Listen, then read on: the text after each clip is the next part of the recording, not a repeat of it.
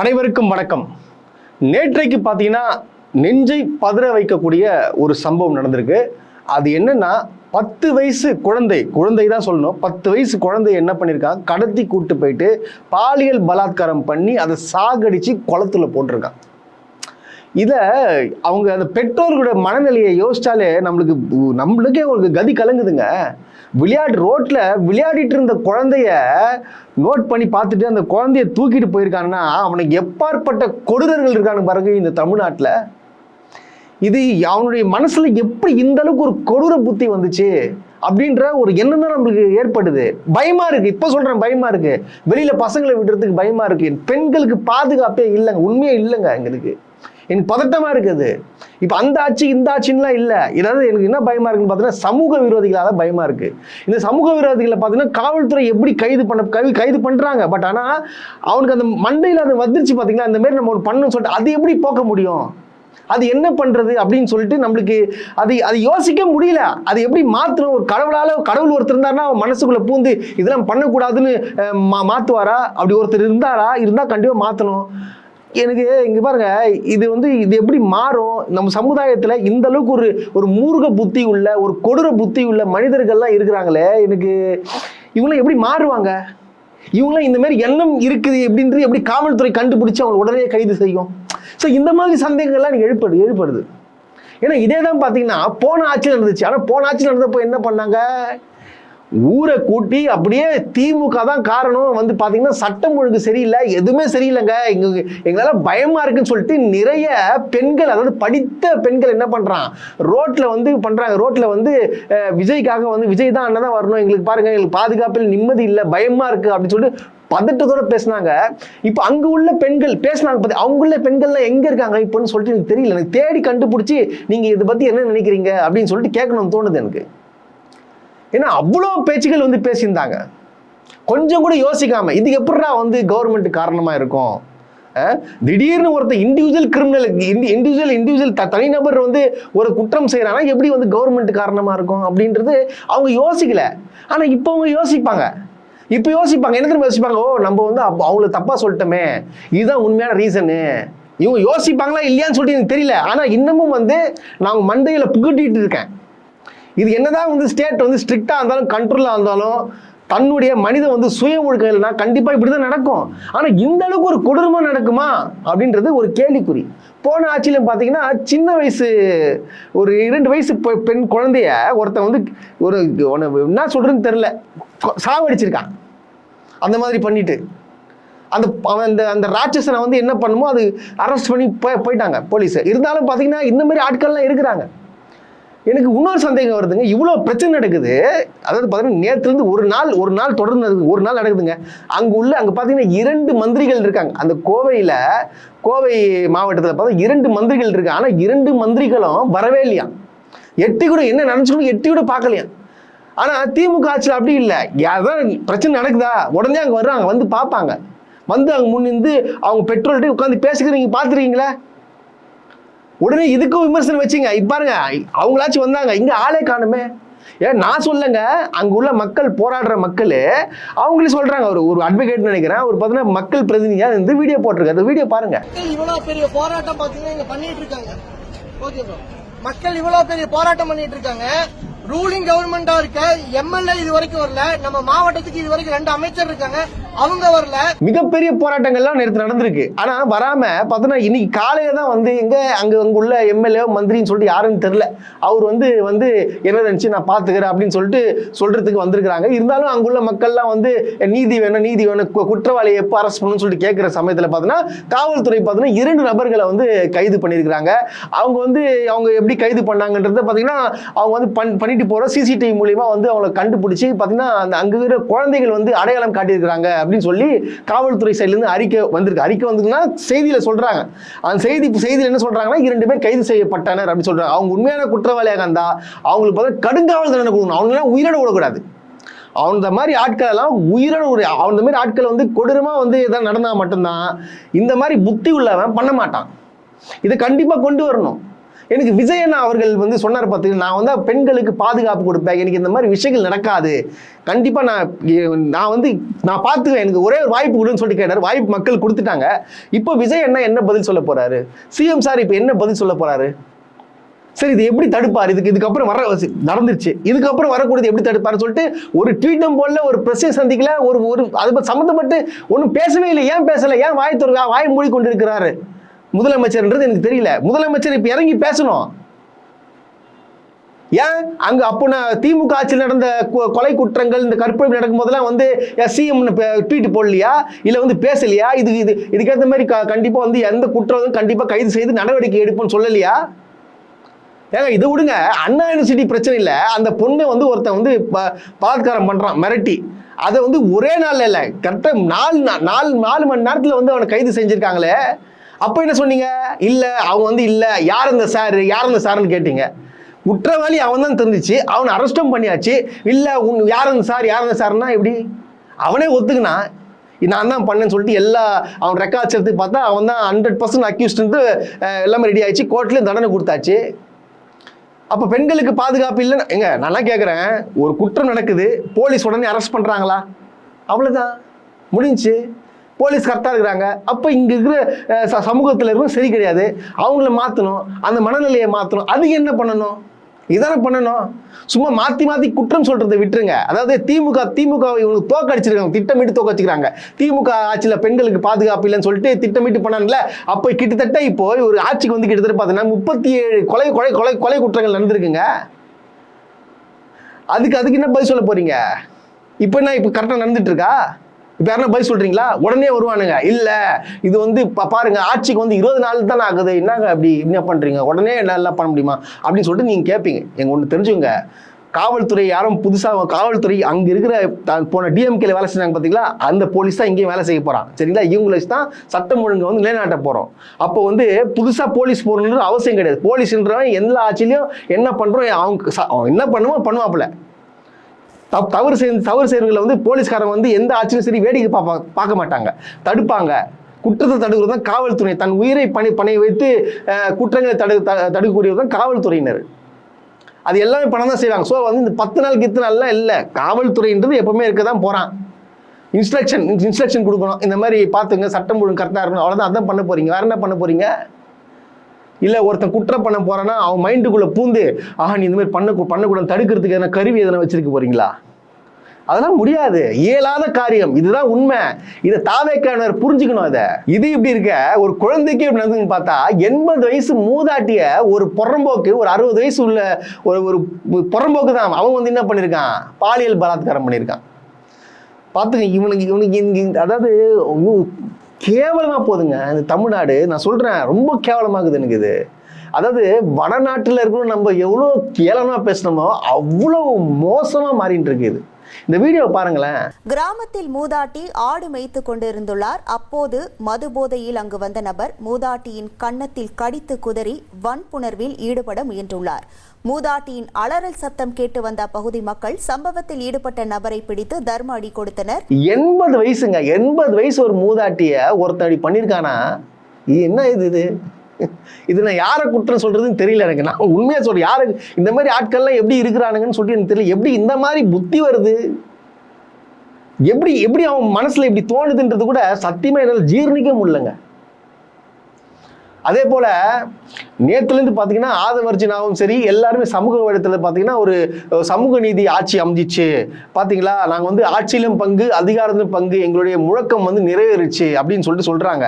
இது ஆக்சுவலாக நீங்கள் கூர்ந்து கவனிச்சிங்கன்னா இது என்ன சொல்லுவாங்க, நான் ஒருத்தர் பேச நான் பார்த்தேன், அது என்ன சொல்லுவாங்கன்னு பார்த்தீங்கன்னா இது வந்து சர்க்கம்டன்ஸ் லாட்ரி அப்படின்னு சொல்லுவாங்க. ஏன்னா சர்க்கம்டன்ஸ் லாட்ரின்னு சொல்லிட்டு ஏன் சொல்கிறாங்கன்னு பார்த்தீங்கன்னா, நீங்கள் இந்த எலெக்ஷனை பொறுத்த வரைக்கும் பார்த்தோன்னா தாவேக்கா எத்தனை தொகுதி ஜெயிச்சு, 108 தொகுதி ஜெயிச்சு, கரெக்டுங்களா? 108 ஜெயிச்சிச்சு. அப்போ வந்து கூட்டணி கட்சிகளோட சேர்த்து என்ன ஆகுதுன்னு பார்த்தீங்கன்னா 119 வருது. இதுதான் இவங்களுது. ஸோ இதை தக்க வைக்கணும்னா கூட்டணி கட்சிகளுக்கு அவங்களுக்கு வந்து அங்கீகாரம் கொடுக்கணும், இல்லை பார்த்தீங்கன்னா பதவி கண்டிப்பாக கொடுத்து ஆகணும். ஸோ அந்த கண்ணோட்டத்தில் தான் இது கொடுக்கப்பட்டது. இவங்க வந்து முழக்கம் போராடி வென்றது இல்லை. முழக்கம் போராடி வென்றது எப்படி தான் இருக்கும், இதை தேர்தலுக்கு முன்னாடியே கூட்டணி வச்சு வென்று அதுக்கப்புறம் வந்து அவங்களுக்கு பதவி கொடுத்தா இது ஓகே, இது கரெக்ட். ஆனால் இது எப்படி அதில் சேர்றோம்? தாவேக்கா வந்து கரெக்டாக வந்து சந்தர்ப்பத்தை யூஸ் பண்ணின்னு இவங்களுக்கு என்ன பண்ணிக்கிறாங்க, பதவி கொடுத்துருக்காங்க. இந்த பதவியே சரி இவங்களுக்கு வந்து ஒரு அதிகாரம் கிடைக்கணும், நம்ம கட்சி வளர்க்கணுன்ற ஒரு நோக்கத்தோட என்ன பண்ணிருக்காங்க, பிசிகேவும் ஐயுஎம்எல்லும் சேர்ந்துக்கிறாங்க. இதுதான் உண்மை. அப்புறம் பார்த்தீங்கன்னா ஆதவர்ஜுன சொல்றாரு, நாங்கள் நினைச்சா வந்து அதிமுக வந்து அதிமுகவில் இருக்கிற எம்எல்ஏ கூட்டு சேர்த்து வச்சு அமைச்சர் பதவி கொடுத்து நாங்கள் ஆட்சியை நிலைக்க முடியாதா, நாங்கள் உங்களை கூப்பிட்டோம் அப்படின்னு சொல்லிட்டு ஒரு கேள்வி கேட்குறாங்க. கேள்வி கேட்டீங்களா? அப்போ நான் உங்களை கேள்வி கேட்குறேன், அப்புறம் எதுக்காக நீங்கள் எடப்பாடி பழனிசாமியை நேரில் சந்திக்காம செங்கோட்டையின் தரப்பினரும் எஸ்பி வேலுமணி தரப்பினரும் எதுக்கு பார்த்தீங்க? எதுக்கு நீங்கள் பார்த்தீங்க? அவரை பார்த்தீங்க? எப்படி நீங்கள் போயிட்டு வந்த உடனே என்ன சொல்கிறாங்க, நாங்கள் வந்து விஜய்க்கு தான் ஆதரவுன்னு சொல்லிட்டு சட்டசபையில் எப்படி வந்து ஆதரவு தெரிவித்தாங்க? அதுக்கு பேர் என்ன? அப்போ பிளான் இருந்துச்சு. என்ன ஆயிருக்குன்னு பார்த்தீங்கன்னா, இப்போ வந்து மக்களிடையில வந்து தவறான விஷயங்கள் பரவிட்டு, அதை பார்த்தீங்கன்னா இவனுக்கு தானே ஓட்டு போடணும், எதுக்காக அதிமுக கூட வந்து கூட்டு சேர்றாங்க அப்படின்ற பல கேள்விகள் எழும்புச்சுன்னா என்ன ஆகுச்சு பார்த்தீங்கன்னா, இவங்க வந்து கரெக்டாக பிளான் பண்ணி சரி நம்ம வந்து திமுகவுடைய கூட்டணிகளை வலிச்சா தான் கரெக்டாக இருக்கும், அதை பற்றி தான் நம்ம சமூக நீதி பற்றி தான் பேசியிருக்கோம். ஸோ வந்து சமூக நீதிக்கு யாரெல்லாம் கூட இருக்கிறாங்களோ அவங்கள வந்து நம்ம வந்து கூட்டணி வச்சுக்கலாம் அப்படின்னு சொல்லிட்டு என்னென்னு பண்ணுறாங்கன்னா, இடதுசாரிகளையும் சமூக நீதிக்காக போராடுற கட்சிகளையும் பார்த்தீங்கன்னா கூப்பிட்டு வச்சு இவங்க வந்து வாய்ப்பு கொடுத்துக்கிறாங்க. இதுதான் உண்மை. ஆனா இவங்க திட்டமிட்டு என்ன பண்றாங்க, இதை வந்து ஒரு பெரிய விஷயமா போயிட்டு, அதாவது மக்களிடத்துல என்ன பண்றாங்க பாத்தீங்களா, நாங்க ஒரு மிகப்பெரிய ஒரு சாதனை வந்து பண்ணியிருக்கிறோம். எப்படி நாங்க மிகப்பெரிய ஒரு சாதனை ஒன்று பண்ணியிருக்கிறோம், நாங்க கூட்டணி கட்சிகளுக்கு பார்த்தீங்கன்னா ஒரு பதவி கொடுத்துருக்கிறோம், அவங்களுக்கு ஒரு அங்கீகாரம் கொடுத்துருக்கேன்னு சொல்லிட்டு பெருமை பித்திக்கிறாங்க. இது உண்மையா? இது உண்மையான்னு நான் கேட்கிறேன். அதுக்கப்புறம் இவன் என்ன சொல்றான், இந்த மாதிரி சொன்னா இவங்க இப்படி வரானுங்க. அப்ப நீங்க வந்து எப்படி வந்து 2006 தேர்தலில் வந்து 96 தொகுதி ஜெயிச்சுட்டு எப்படி நீங்க வந்து அவங்களுக்கு ஒரு கூட்டணி கொடுக்காம எப்படி எல்லாம் பண்ணீங்க, அதே மாதிரி தான் அப்படின்னு சொல்லி நீங்க கேட்பீங்க. நான் திருப்பி சொல்றது பாரு, ப்ரீ போல் வேற போஸ்ட் போல் வேற. அதாவது ப்ரீ போல்லயே பாத்தீங்கன்னா இவங்க தெளிவா சொல்லிட்டாங்க, திமுகவோட கொள்கைன்னா ஆட்சியில வந்து பங்கு கண்டிப்பா தரமாட்டாங்கன்றது அவங்க கொள்கையை வச்சு பயணிக்கிறாங்க. அது தெரிஞ்சுதான் பார்த்தோன்னா இவங்க கூட்டணிக்குள்ள போறாங்க. போயிட்டு பார்த்தீங்கன்னா 96ன்றது திமுக ஜெயிச்சது. ஆனால் பார்த்தீங்கன்னா மொத்தமாக ஜெயிச்சு பார்த்தீங்கன்னா கிட்டத்தட்ட 147 சீட்டு ஜெயிச்சிருக்கிறாங்க இல்லையா? ஸோ வந்து அதுக்கு வந்து கொடுக்க முடியாது. இப்போ இதே எடுத்துக்கோங்க, இப்போ ஒரு வேளை வந்து திமுக பார்த்தீங்கன்னா இப்போ இவங்களை தாவேகா மாதிரி அப்போ 96 தொகுதி ஜெயிச்சுட்டு அப்போ வெயிட் பண்ணியிருந்தாங்கன்னா அப்போ வந்து கொடுத்துருக்கான வாய்ப்பு இருக்கு. எப்போ ஆட்சியை தக்க வைக்கிறதுக்காக அவங்களுக்கு வந்து பதவி அங்கீகாரம் கொடுத்துருந்தா அதுக்கு கரெக்ட் கொடுத்துருப்பாங்க. பட் ஆனால் இப்போ அதை எப்படி கொடுக்க முடியும்? ஸோ அதுக்கு அதுக்கு டிஃப்ரென்ஸ் என்ன? அந்த டிஃப்ரென்ஸே உங்களுக்கு புரிய மாட்டேங்குது. ஸோ புரியாமல் இஷ்டத்துக்கு வந்து நாங்கள் பெரிய சாதனை பண்ணிட்டோம், பார்த்தீங்களா இதை பண்ணிட்டோம் அதை பண்ணிட்டோம் சொல்கிறது இதெல்லாம் ஏமாட்டு வேலையே இல்லையா?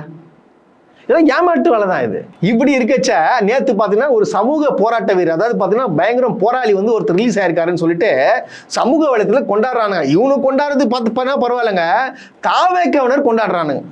ஏன்னா அந்த ஆளு சவுக்கு சங்கர் விஜய் என்ன கேள்வி கேட்டு அசிங்க பத்தனா போல நேத்து வந்து சவுக்கு சங்கர் பேசுறாரு. திராவிட முன்னேற்ற கழகத்தை தூக்கி எறிந்ததன் மூலம், கொளத்தூரிலேயே திமுக தலைவர் திரு ஸ்டாலின் அவர்களை மண்ணை கவ்வ வைத்ததன் மூலம் தமிழக மக்கள் ஒரு அற்புதமான தீர்ப்பை வழங்கி இருக்கிறார்கள். அந்த தீர்ப்பை சரியான முறையில் புரிந்து கொண்டு முதல்வர் திரு விஜய் அவர்கள் இதுவரை ஆட்சி நடத்தி கொண்டிருக்கிறார் என்று நான் செய்தித்தாள்களில் பார்த்த வரையில் நான் புரிந்து கொள்கிறேன். தமிழக வெற்றி கழகம் அமைத்துள்ள இந்த கூட்டணி ஆட்சி 5 ஆண்டுகள் முழுமையாக தனது ஆட்சி காலத்தை நிறைவு செய்து தமிழக மக்களுக்கு பல்வேறு நலத்திட்டங்களை செய்ய வேண்டும் என்பதே எனது விருப்பமாக முதல்வரிடம் இந்த நேரத்தில் தெரிவித்துக் கொள்ள விரும்புகிறேன். விஜய் அவர்களுக்கு மிகப்பெரிய வாழ்த்துக்கள். நீங்க வந்து கரெக்டான ஆட்சி பண்றீங்கன்னு சொல்லிட்டு நான் சிறையில் இருக்கும்போது எனக்கு நல்லாவே தெரிஞ்சிச்சு. நீங்க வந்து நல்லா இருக்கணும். அதே போல திமுக ஒழிச்சு கட்டிங்க அப்படி இவர் வந்து பேசுறாப்புல, அதாவது விஜய்க்கு ஆதரவு தெரிவிக்கிறாப்புலையா, ஆதரவு தெரிவிச்சு இங்க கட்டிங் போலன்னு வந்திருக்கா போல. யாரே நம்ம சவுக்கு சங்கர். நான் சொல்றேன், விஜய் அவர்களுக்கு ஒரு மிகப்பெரிய ஒரு கோரிக்கை வைக்கிறேன், இந்த ஃப்ராடு பையனை தயவுசெய்து நம்பாதீங்க. இவன் ஒரு மிகப்பெரிய ஒரு நான் சொல்றேன் மோசமானவன் முக்கியமானவன் சவுக்கு சங்கர். நான் சொல்றேன் கேளுங்க, 1ஆம் நம்பர் டுபாகூர். இவன் பார்த்தீங்கன்னா அதிமுகவுக்கு ஃபேவரா தான் அதிமுகவுக்கும் பிஜேபிக்கும் வேலை செஞ்சுட்டு டிவிக்கே வந்து வருமானு சொல்லிட்டு புரோக்கர் வேலை பண்ணலான்னு பார்த்தா போல. ஆனால் பார்த்து நடக்கல. உடனே பார்த்தீங்கன்னா விஜய் வந்து, அதாவது விஜய் அவர்களை இந்த நம்ம சிஎம் பார்த்தீங்கன்னா கேவலமாக விமர்சிச்சு, எந்த அளவுக்கு ஒரு கேவல விமர்சனம் தான் இந்த சவுக்கு சங்கர். இப்போ வந்து என்ன பண்ற, விஜய்க்கு ஆதரவு கொடுக்குறதா அப்படின்னு சொல்லிட்டு பேசலாம். தயவு செய்து தாவேக்கா நண்பர்களே, இந்த சவுக்கு சங்கர் மாதிரி ஒரு ஃப்ராடை தயவு சேர்க்காதுங்க. சேர்த்தீங்கன்னா அது ஒரு மிகப்பெரிய உங்களுக்கு செட்பேக் ஆகிடும். ஏன்னா இவன் யாராருக்கும் சப்போர்ட் பண்ணி பேசினாங்களோ அத்தனை கட்சி வந்து காலி. அதிமுகக்கு சப்போர்ட் பண்ணி பேசினா போல இப்போ அதிமுக எங்க போச்சு, இருக்கிறது தெரியாம போயிடுச்சு. ஸோ நீங்க சிந்திங்க, சவுக்கு சங்கர் மாதிரி ஒரு ஆளெல்லாம் வந்து நீங்க உள்ள கூப்பிட்டு போட்டு வச்சுன்னு அவருக்கெல்லாம் வந்து ஒரு அங்கீகாரம் கொடுத்து சரி நீ பேசு என்ன வேணா பேசு அப்படின்னு சொல்லிட்டு பேசுனீங்கன்னா நான் ஓப்பனாக சொல்கிறேன், சவுக்கு சங்கரை இப்போ உங்கள் ஆட்சி அமைச்சிருக்கீங்க, இந்த சவுக்கு சங்கரை உள்ள சேர்த்தியை தான் நீங்கள் பதவி பிரமாணமோ இல்லை வந்து ஆதரவு தெரிவிச்சிங்கன்னா நான் சொல்கிறேன் உங்கள் கட்சி திவால் ஆகிறதுக்கு நிறைய வாய்ப்பு இருக்குது. அந்த அளவுக்கு மோசமான ஆள் தான் இந்த புரோக்கர் பையன். இப்படி இருக்குச்ச இவங்க வந்து நல்ல, அதாவது பார்த்தோன்னா ஆட்சியில் வந்து பயங்கரமாக ஊழலே இல்லாத லஞ்சம் இல்லாத ஆட்சியை வந்து நம்ம கொண்டு வந்துட்டோம் அப்படின்னு சொல்லிட்டு யார் சொல்லிட்டு இருக்கா, இவங்க வந்து தாவேக்கான்னு சொல்லிட்டு இருக்காங்க. நேற்றுக்கு பார்த்தீங்கன்னா இந்த வேலூரில் அந்த சூளை, அந்த செங்கல் சூளை இருக்குது பார்த்தீங்கன்னா, அங்கே போயிட்டு ஒரு தாவேக்கா நிர்வாகி, அதாவது பார்த்தீங்கன்னா பகுதி செயலாளர் அவர் என்ன பண்ணியிருக்காரு, அங்கே உள்ள பூந்து அங்கே இருக்குள்ள 1 லட்ச ரூபா கொடு, மாதம் எனக்கு 1 லட்ச ரூபா கொடுத்துடணும் அப்படின்னு சொல்லிட்டு கட்டிங் பேசிக்கிறா போல. லஞ்சம் நீங்கள் கொடுத்து தான் ஆகணும், இல்லைன்னா வந்து நடக்காது அப்படின்னு சொல்லிட்டு பேசின உடனே அங்கே கேமராலாம் எடுத்து பொதுமக்கள் கூட்டின உடனே அங்கே நடிக்கிறா போல. அங்கேயும் வந்து உண்மையை சொல்லிட்டா போல, ஏங்க நான் சொல்லிலாம் பண்ணலங்க, இது வந்து மாவட்டத்துலன்னு சொல்கிறாங்க, நான் பண்ணுறேன், மேலேன்னு சொல்கிறாங்க பண்ணுறாங்கன்னா, அப்போ மேலே சொல்லி தான் நீங்கள் லஞ்சம் வாங்குறீங்களா? மேலே சொல்லி தான் இவன் வந்து அடிக்கடி வந்து இந்தமாரி அந்த செங்கல் சூளை பண்ணுறவங்க கிட்டலாம் போயிட்டு காசு கேட்குறானா, காசு கேட்டு மிரட்டுறானா? இந்த பாருங்க, இந்த வீடியோ பாருங்க, எந்த அளவுக்கு ஒரு அராஜகம் பாருங்க.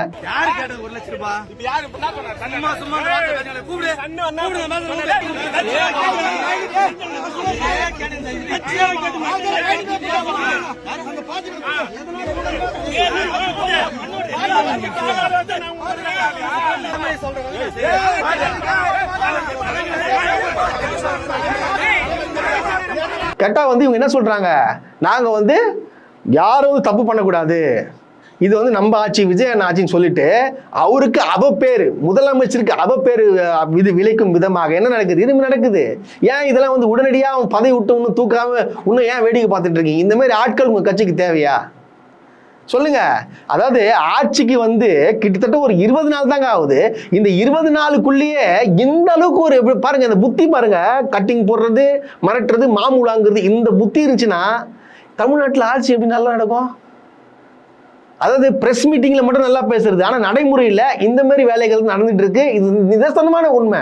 இது நானும் வந்து கதை கட்டி சொல்லல, பல நியூஸ் சேனல்ல வருது, எல்லாத்துலயும் வருது, சோசியல் மீடியால வருது, பொதுமக்களே சொல்றாங்க. நாங்க நினைச்சது வேற, நடக்கிறது வேற. இது எப்படி போய் முடியும்னு சொல்லிட்டு தெரியலன்னு சொல்லிட்டு பொதுமக்கள் வந்து இப்போ பெணாத்த ஆரம்பிச்சிட்டாங்க. இதுதான் நிதர்சனமான உண்மை. அது போக பார்த்தீங்கன்னா கரண்ட் கட் ஆகுதுன்றது எல்லாருக்குமே தெரியும். ஆனா இதுக்கும் பார்த்தா திமுக தான் காரணம், திமுக தான் ஆள் செட் பண்ணி பண்றாங்க. இந்த மாதிரி முட்டாள்தனமா பேசிட்டு ஒரு பொண்ணு இன்ஸ்டால விஜய்க்கு சப்போர்ட் பண்ணி பார்த்தீங்கன்னா, இந்த கரண்ட் கட் ஆனதுலேருந்து பார்த்தீங்கன்னா அந்த பொண்ணு பாருங்க ஒரு மாதிரி ஒரு மென்டல் ப்ரெஷர் ஆகிட்டு ஏதோ ஒன்று ஆயிடுச்சு. அது இந்த பொண்ணு பேசுறது மட்டும் நீங்க கேளுங்களேன், அந்த பொண்ணு எப்பாற்பட்ட மண்ணில் இருக்கு சொல்லிட்டு உங்களுக்கு தெரியும். கரண்ட் போச்சுன்னா ஒரு விஷயம், கரண்ட் போலனா ஒரு விஷயம். இது என்ன நடக்குது எனக்கே புரியல. ஆட்சி மாறிச்சுதான் பரவாயில்ல, புரியுது, ஆட்சி மாறி போச்சு. ஆனா தளபதி வந்துட்டாரு, அவரு வந்ததுக்கு என்ன நடக்குது? இப்படி கரண்ட் டெய்லி இப்படி பண்ணுவாங்களா? என்ன பண்ணிட்டு இருக்காங்க வாழ்க்கையில? பாத்தீங்களா இந்த வீடியோ பாத்தீங்களா? விஜயனை வந்துட்டாரு, கரண்ட் கட் பண்ணுவீங்க, அது பண்ணுவீங்க, வேலை இல்லையே. அதாவது அது என்ன பேசுன்னு அது தெரியல. அது மைண்ட் செட்ல என்ன ஓடுது, விஜய் என்னன்னு ஆட்சியில் உட்கார வச்சிட்டாங்க, ஆனா இந்த அளவுக்கு டார்ச்சர் பண்றாங்க அப்படின்ற ஒரு மனநிலை. அப்போ இந்த மனநிலையை நம்மளால மாற்ற முடியுமா?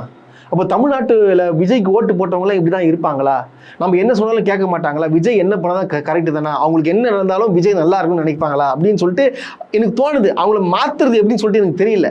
அவங்க எப்போ இயல்பு நிலைக்கு வருவாங்க அப்படின்றத காலம்தான் முடிவு செய்யும்.